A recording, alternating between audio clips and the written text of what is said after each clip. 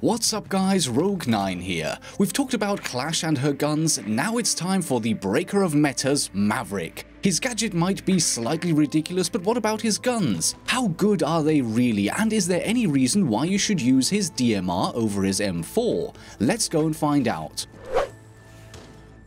Now, Maverick of course brings 3 new guns with him, so in the first part of the video I will be comparing and contrasting the AR-15.50 with the M4 before rounding out the video with a quick analysis of the 1911 TACOPS. Attachment wise, the M4 and AR-15... wait a minute. Put the AR-15 on screen please. Okay, as always, the gun model has been beautifully implemented, but why give Maverick a quad-stack 60-round mag here? The 50 Beowulf cartridge was purposefully designed to fit into a standard AR magazine, but it will not fit into quad-stack magazines because these are internally split down the middle, creating a bottleneck towards the top of the mag. Could Team Rainbow have specially modified magazines that would be able to load larger bullets? Yeah, I guess so, but even if it was technically possible, it is still completely unnecessary. A normal 30-round mag will in fact fit 10 shots of the 50 Beowulf, which is the exact capacity we see in-game, so modeling a big 60-round mag is completely unnecessary. And before we go back to the stat analysis, I take my hat off to the 3D artist who painstakingly modeled the AR-15 bolt head here with all the locking lugs visible. The only problem with that is that, as it is shown right here, this gun is malfunctioning. There is no way the bolt should be in this position, and it would definitely not be able to fire. If we look at the M4, or the C8, or the C7, or even the SR25, we can see what a properly functioning gun of this style should look like. So yeah, great attention to detail on the AR-15 here, but completely unnecessary because it is just wrong. And with that, enough nitpicking and back to the program. Attachment wise, the M4 and AR-15 are almost identical in that they both have access to all 4 sights and can both use the vertical and angled grips as well as the laser sight. The only difference is that the M4 can not only use the muzzle brake and suppressor available to the AR-15 but also the flash hider, compensator and even the extended barrel. Is that a huge advantage for the M4? I don't think so.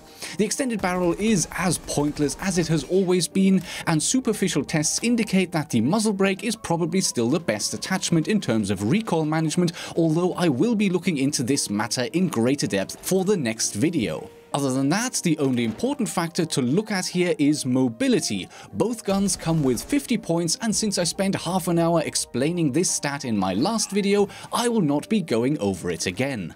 And now let's move on from the simple stuff and get into some of the more interesting stats such as damage drop-off, fire rate, DPS, capacity, reload times, ADS times, recoil, and hipfire spread. Of course, a 50 caliber DMR will have more power for each individual shot than a 5.56 caliber carbine. Damage for the M4 is between 44 and 27 points against level 1 armor, which is just a touch above the average for assault rifles in Rainbow Six Siege. The AR-15 62 to 50 damage range is similar to Dokkaebi's M14, and that brings it in below the average compared to other DMRs at close range, but more powerful at longer ranges. This makes the AR-15 a 2-shot to down weapon at all ranges against level 1 armor, but against level 2 you will need 3 shots from around 33 meters and onwards, and against level 3 it's 3 shots at all ranges. As soon as rook plates come into play, you will need a minimum of 3 shots against all targets at all ranges, and even up to 4 shots against level 3 armor at long ranges. And just looking at that, at this stage we can already see how this comparison is likely to pan out. In terms of single shot damage, the M4 is a solid, just above average assault rifle, while the AR-15 is below average at normal combat ranges when compared to other DMRs, and in my opinion the relatively high punching power at 40 meters and above is pretty much irrelevant, since you will almost never get to fight at these distances, especially not with a 3-speed attacker whose gadget requires him to get up close and personal. But before we write off the AR-15, let's go through the rest of the stats. The M4 has a full auto fire rate of 750 RPM, just below the 758 RPM average for its class, while the AR-15 has the standard semi-auto fire rate, which I suspect to be hard limited at around 490 RPM, but as I explained in my Clash gun analysis video, I still think that around 450 RPM is the most accurate estimate for clicking ability under combat conditions. And when we combine the fire rate and damage stats to calculate the damage per second, we can see that the M4 comes out on top at close ranges, while the AR-15 retains a bit more power at long ranges, but because the damage drop-off for both guns starts at 25 meters, the actual range at which the AR-15 overtakes the M4 is around 31 meters, which is over triple the average kill distance in Siege. So how much is that long-range damage output really worth? Yeah, not much. Of course, you could argue that DPS is not a definitive measure of a gun's effectiveness anyway, and that time to down or kill is more important. Here, with 133 milliseconds, the AR is in fact quicker than the M4's 160 milliseconds at ranges up to 25 meters against level 1 and 2 armor. Against level 3 armor, the M4 comes out on top by maintaining its 160 millisecond TTK, while the AR-15 slides to 267 milliseconds, and the M4 will remain superior against any armor type plus rook plates. Long story short, in terms of their ability to take out opponents, the AR-15 can actually hold its own on paper in some situations, but I don't think that this limited situational advantage is enough to overcome the inherent advantage that a full auto weapon brings to the table. Being able to spray down an enemy at 750 RPM simply by holding down the fire button gives you a far greater chance at landing that all-important headshot. Triple the ammo capacity is also really helpful in that regard, and even a disadvantage in reload time is not enough to counteract this advantage in my eyes.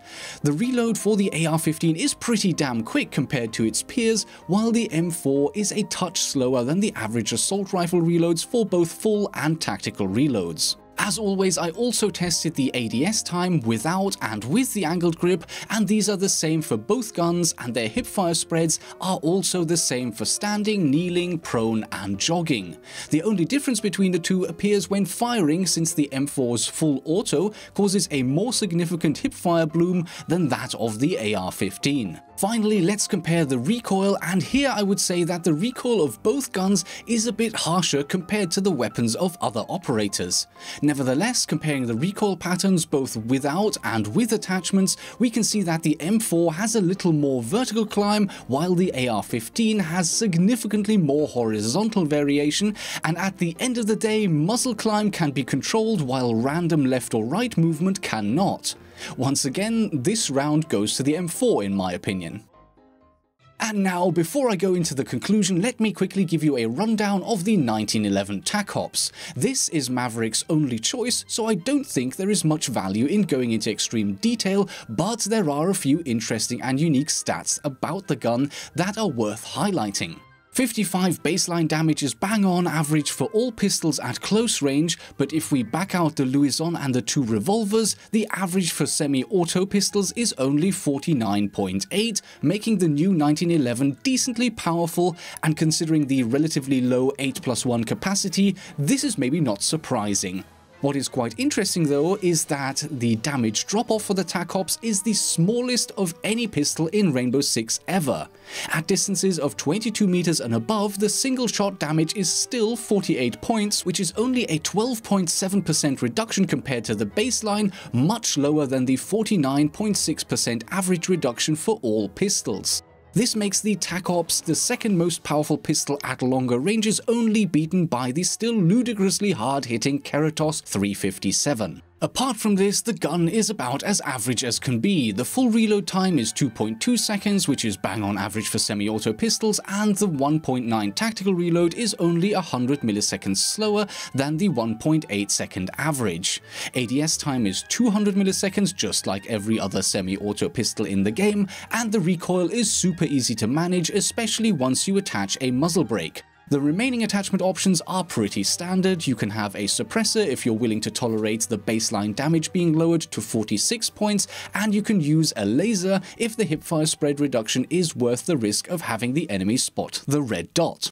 Conclusion time, and why don't we start off with the TACOPS, since that's nice and simple. All in all, they've kept this gun pretty much average, with the only exception being the slightly higher power, especially at range, balanced out by the slightly lower capacity. It's a solid sidearm that will feel familiar and instantly usable to any siege player without anything special to take into consideration.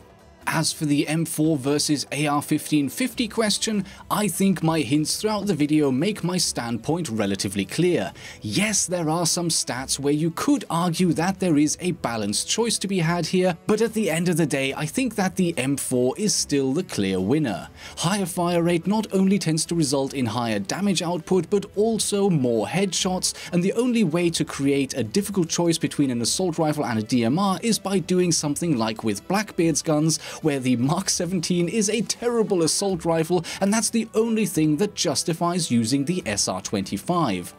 But we don't have that with Maverick. The M4, like many guns introduced with Grimsky, falls pretty close to the average for almost every stat when compared to other guns in its class. Damage per shot, fire rate, and therefore DPS and TTK, capacity, reload times, ADS and hipfire are all as middle of the road as you can get. The only slight drawback is the minimally higher recoil, so all in all, the M4 is a really solid gun, especially when compared to the other 3-speed operators, some of whom have guns that aren't particularly great at all.